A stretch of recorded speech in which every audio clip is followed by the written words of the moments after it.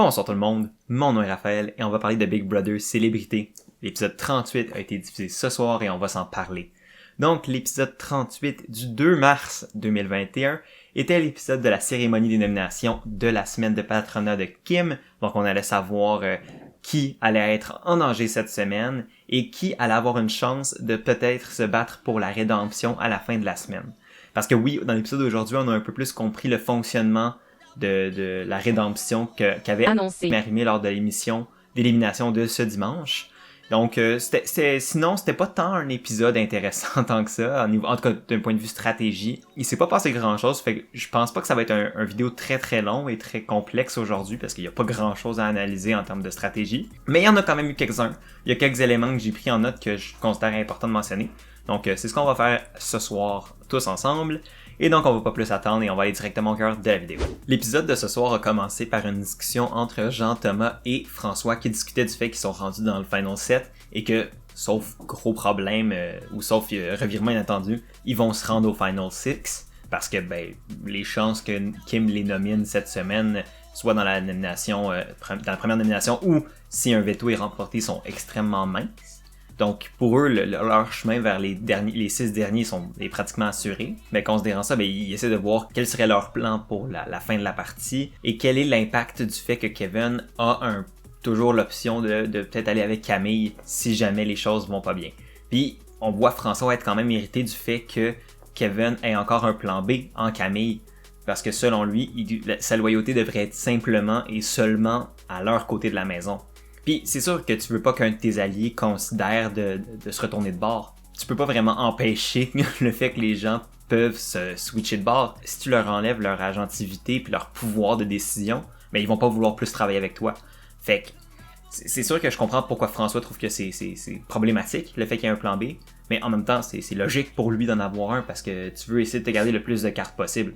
Faut juste pas que ça devienne trop important puis que là, François décide que s'il est le patron la semaine prochaine, de s'attaquer à Kevin pour justement pas qu'il puisse changer de côté de maison si jamais Camille reste cette semaine. On va aussi Jean-Thomas et François discuter du fait que est-ce que Kevin garde une proximité avec Camille seulement pour avoir son vote à la fin.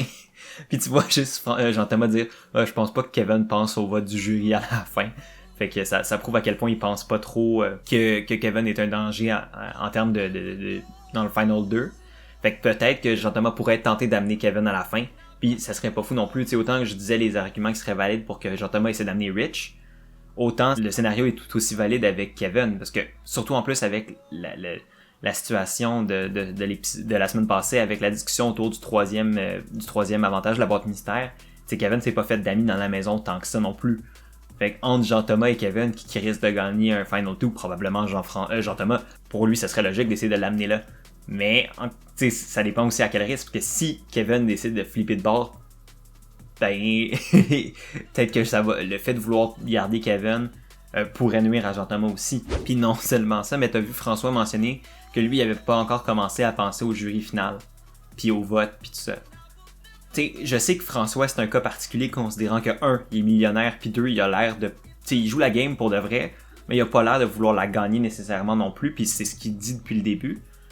J'ai toujours une certaine réserve face à ça, je me dis, il pourrait tellement juste se servir de ça comme une excuse, parce que c'est une excuse qui semble valable, mais après ça, essayer de gagner à la fin, puis de vouloir se battre parce qu'il veut vraiment gagner, ça serait possible, ça serait pas une théorie du complot de penser ça, là.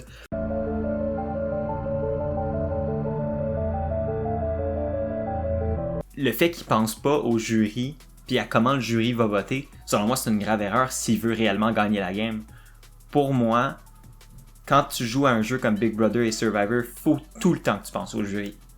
Parce que c'est le jury qui fait gagner les gens.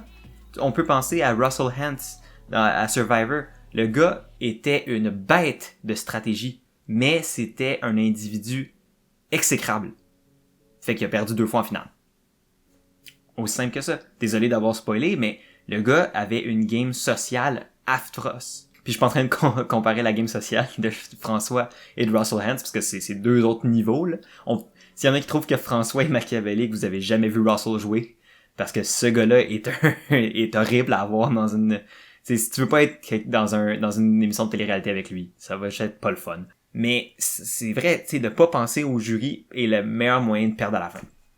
Parce que si tu considères pas comment les gens vont voter à la fin puis quelles sont leurs motivations pour leur vote, ben tu sais pas quoi leur dire rendu au Final 2. Tu peux pas préparer ton speech pour être capable de faire plaisir au jury. Bref, t'as beau avoir joué la meilleure game au monde, si le jury a pas envie de te donner la victoire, il te donnera pas la victoire.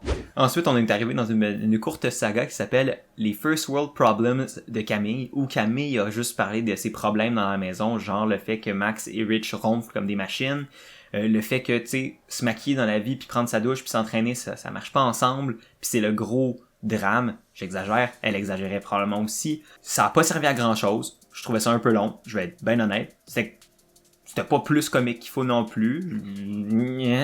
C'était pas grand chose, mettons. C'était comme du remplissage pas mal, je trouvais. Fait que... Et après ça, on est allé à la cérémonie de nomination de cette semaine. Donc, les mises en danger de Kim. Et Kim dit que c'est les personnes qu'elle va mettre en danger pour la semaine. Les nominations que Kim va faire cette semaine sont faites avec un raisonnement stratégique derrière, et non personnel, et non... c'est pas une vendetta qu'elle a envers les personnes qu'elle va nominer. Mais c'est juste le flow logique que la game devrait prendre pour elle. Et donc, ces nominations cette semaine sont, à la surprise de personne, Camille et Max. Elle mentionne qu'elle aime beaucoup les deux, que c'est juste c'est juste des raisons stratégiques. Camille, c'est parce qu'elle est bonne socialement puis ça la rend dangereuse. Puis Max, parce que ils ont juste jamais été dans la même alliance, fait qu'ils ont pas de relation de jeu plus qu'il faut. Fait que c'est la chose, pour elle, c'est la seule chose qu'elle peut faire, logiquement. Les deux semblent pas surpris, les deux semblaient s'y attendre. Fait qu'elle leur dit, écoutez, battez-vous pour le veto, battez-vous pour la rédemption si jamais vous vous retrouvez là. Puis après ça, on verra, tu sais. Mais bonne chance aux deux. Fait que là, tu sais, elle essaie de pas trop froisser personne. Puis je pense que le fait que les nominations étaient assez évidentes dès le début, ça enlève un peu le degré d'animosité que les gens, que Max et Camille ont envers Kim. Puis à travers ce segment-là, on a aussi un peu compris comment allait se passer la rédemption. Parce que jusqu'à aujourd'hui, j'avais pas trop d'idée de comment ça allait se produire. Parce que ça allait être une seule compétition dans 3-4 semaines où tous les éliminés entre maintenant et là se battaient, ou si c'était dès que tu te fais éliminer, tu as une compétition, puis si tu la gagnes, si tu gagnes le défi de la compétition, tu réintègres la maison immédiatement. Et de ce qu'on a appris des bribes d'informations qu'on a eues aujourd'hui, ça semble être ça. Donc, tu te fais éliminer, tu sors de la maison, tu vas dans la cour, tu fais un défi, si tu réussis le défi, tu reviens dans la maison, puis c'est comme si rien ne s'était passé de la semaine. Le fait que ça soit immédiat, ça change les choses parce que ça peut précipiter un revirement de situation. Puis ça, c'est vraiment le fun. Tu sais, ça peut faire qu'une semaine, entre guillemets, a servi à rien, mais autant qu'elle a servi à rien, autant qu'elle permet à la personne éliminée qui revient de pouvoir remporter le pouvoir immédiatement, puis là, faire changer la game directement. La rédemption pourrait vraiment mettre un bâton dans les roues de l'alliance principale si Camille, Max, Rich, peu importe qui se fait éliminer cette semaine, ou peut-être même quelqu'un du groupe des 4 qui décide de trahir, qui sait, mais la personne éliminée cette semaine pourrait revenir dans la maison immédiatement et tenter de se venger des personnes qui l'ont sorti. Puis ça pourrait vraiment scraper des games. Puis tant mieux. Parce que, je le dis depuis le début, il faut plus d'obstacles. Parce qu'à date, les obstacles que l'Alliance dominante ont eu ont pas été trop gros. Puis la moitié du monde qui était possiblement des obstacles se sont auto-détruits. Fait que ça prend une forme de résistance, ça prend une forme d'obstacle, parce que sinon, ça sert à rien d'avoir regardé cette saison-là. On voit Max, après ça, discuter avec François du fait que, si il a à être éliminé cette semaine, au moins juste, il veut le savoir, il veut pas se faire blindsider, il veut pas être surpris par son élimination. Fait qu'il demande à François, écoute, si jamais le plan change, puis c'est plus Camille la cible, puis c'est moi, dites-le moi, parce que je veux juste pas être surpris. François, il a dit, écoute, fais-toi-en pas, c'est Camille la cible, c'est trop une bonne joueuse socialement pour qu'on la laisse dans la maison plus longtemps. C'est sûr que s'il y a le veto qui rentre en compte, ça se pourrait que les choses changent, mais t'es pas en danger. C'est vrai, là, on le sait tous que c'est vraiment Camille la cible, puis la seule manière qu'elle le soit pas cette semaine, c'est si elle remporte le veto. Puis si elle remporte le veto, là, il serait probablement utilisé sur elle-même, évidemment. Puis ça ferait en sorte que là, elle devrait probablement nommer quelqu'un d'autre. On devine que c'est probablement Rich.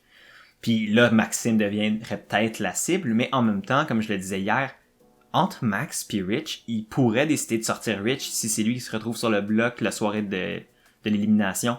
C'est possible parce que, il commençait un peu à douter de la loyauté de Rich. On a vu aussi après Kim parlait à Jean Thomas du fait qu'elle aimerait peut-être que le vote lors de la soirée de dimanche, si c'est encore Camille et Max qui se retrouvent sur le bloc, que le vote soit une égalité de 2-2 pour qu'elle puisse trancher et décider d'éliminer Camille et de sauver Max. Parce qu'elle se dit, écoute, en sauvant Max, ben ça va me donner une carte dans mon jeu pour la suite des choses si jamais, tu sais, ça va peut-être pas être elle la cible de Max si maintenant il remporte le pouvoir pour la semaine prochaine. Puis non seulement ça, mais moi dans ma tête la première affaire qui m'a sonné c'est elle essaye de se pogner le vote de jury de Max si jamais elle se retrouve dans le Final 2 puis que Max est dans le jury. Moi c'est juste ça fait du management de jury 101, c'est sûr que c'est pour ça qu'elle veut faire ça. Mais en même temps c'est vrai aussi que si Max c'est pour remporter le patron de la maison la semaine prochaine puis que Kim l'a sauvé cette semaine, ben ça se pourrait que ce geste symbolique là vienne aider Kim plus tard. Puis c'est pour ça que Jean-Thomas mentionne que ça lui pose pas de problème. Puis je pense que c'était la chose à dire à Kim. Mais être Jean-Thomas, je serais genre non. Pourquoi je te donnerais un allié gratuit? Genre ça donner comme l'amitié puis le vote de, tu sais, le vote peut-être dans le jury de Max à Kim de même, ça a aucun sens pour la game de Jean-Thomas. En tout cas, c'est ce qu'il a dit à Kim, puis c'était la chose à dire sur le moment, mais dans ma tête à moi, j'étais comme non Jean-Thomas, ça te sert absolument à rien d'accepter cette proposition-là. Mais c'est sûr qu'il allait pas dire non à la personne au pouvoir, puis peut-être la froisser. Kim mentionne aussi que si jamais Camille remporte la rédemption puis revient dans la maison la semaine prochaine, selon elle, le meilleur move de Camille serait d'essayer de rapatrier Kevin de son bord, de rapatrier Ridge de son bord, ce qui est déjà le cas, puis d'après ça, de faire une contre-attaque face à l'Alliance dominante. Et oui, c'est probablement le scénario le plus probable si jamais Camille est pour monter une contre-attaque contre l'Alliance dominante. Par contre, faut qu'elle soit encore dans la maison. 2, faut que Kevin décide de flipper, ce que je suis loin d'être sûr qu'il va se produire. Puis 3, faut qu'il se mette dans une position de pouvoir, parce que si jamais il décide de flipper, mais qu'ils sont pas capables de remporter le patron de la maison la semaine prochaine, puis que c'est mettons François qui le remporte, ben qui c'est qui va être sur le bloc? Ça va être Kevin, puis ça va être Camille. Ça va prendre 2 secondes, puis la décision va être prise pour François. Oui, c'est probablement la meilleure option de Camille, mais pour ça, faut qu'elle soit capable de la mettre en place, cette option-là, puis ça, c'est loin d'être gagné. Mais le fait que Kim soit capable de reconnaître quel est le meilleur jeu de Camille, ben permet à Kim de prévenir que ça arrive. Fait qu'elle va probablement essayer de se rapatrier Kevin de son bord, elle va probablement essayer aussi de rapatrier Ridge de son bord, pour éviter que ces joueurs-là soient tentés de switcher du bord de Camille si Camille leur fait une proposition. Au moins Kim est capable de reconnaître quels sont les meilleurs jeux des autres joueurs. Puis ça, c'est quand même une très bonne qualité dans la game de Big Brother. L'épisode s'est clos sur le bug, si on veut, l'image pixelisée sur l'écran du salon.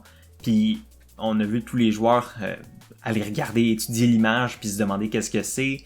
C'était honnêtement pas très clair au début, les pixels étaient énormes, on n'avait aucune idée de ce que c'était, puis plus le temps avançait, plus l'image devenait plus claire.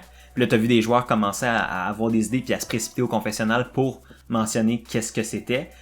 Moi, Kevin pensait que c'est l'île de Montréal, quand j'ai aucune idée d'où il a sorti ça. Mais non, c'est pas l'île de Montréal. Puis t'as vu Kim aussi aller au confessionnal mentionner que c'était l'épreuve de la semaine 2 pour le patron de la maison, où il fallait qu'il fasse passer l'œuf dans le grillage en métal pour faire tomber les lettres PM. Et elle a dit ça au confessionnal, mais il s'est rien passé. Fait que selon moi, c'était pas une question de savoir qu'est-ce qui était la bonne réponse ou non, mais selon moi, c'est peut-être plus un avant-goût de ce qui pourrait être la compétition de rédemption. Et donner comme une certaine préparation mentale à la personne éliminée de quel défi va y attendre. Puis de ce qu'on peut voir, ça pourrait être justement une réutilisation de cette épreuve-là, puis mais avec un nombre d'œufs limité. Tu as 10 œufs maximum, il faut que tu fasses tomber 2 lettres en 10 œufs. Puis si tu l'as pas, ben t'es éliminé, puis si tu l'as, ben tu réintègres la maison. Je pense que ça serait une bonne manière de donner un défi assez difficile, mais qui est pas non plus impossible. Ça challenge pas tant non plus une facette du jeu spécifique, c'est plus, c'est pas une question de physique ou de mental, c'est juste une question de finesse, de dextérité, puis ça, généralement, tout le monde est capable d'en avoir un certain peu. Tu voyais, à la semaine 2, l'épreuve était quand même serrée pour tout le monde. Fait que non, je suis pas contre que ce soit une réutilisation de cette épreuve-là pour faire revenir quelqu'un dans la maison. On n'a aucune confirmation si c'est réellement ça, Mais moi, c'est ma théorie principale, puis honnêtement, je pense pas qu'elle est trop farfelue. Et c'est pas mal ça qui a conclu l'épisode de ce soir. C'était pas l'épisode le plus passionnant, il y a pas eu grand chose qui s'est passé, il y a pas eu de mouvement dans la stratégie très important. On a appris quelques trucs sur les games de un et l'autre, mais c'était pas l'épisode le plus pertinent au monde.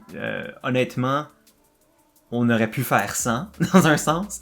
Il y avait pas tant de contenu qui était comme essentiel à la compréhension du jeu. On va espérer que la compétition du veto de demain va être plus intéressante. J'ose espérer que ça va se passer demain. On va voir si la compétition va être intéressante, puis si elle pourrait permettre de changer les choses dans la maison. Mais pour l'instant, c'est le statu quo qui reste. Et donc, c'est ce qui va mettre fin à la vidéo de ce soir. J'espère que vous l'avez aimé. Si vous l'avez aimé, n'hésitez pas à aimer, partager, commenter, c'est vraiment apprécié. Si vous voulez plus de contenu comme ça, vous pouvez toujours vous abonner. Je fais des vidéos du lundi au vendredi. Et si vous voulez la version audio de ces vidéos-là, la version podcast est disponible dans les liens dans la description en bas. Merci d'avoir écouté la vidéo. On se dit à demain pour un nouvel épisode de Big Brother Célébrité. Prenez soin de vous et à la prochaine.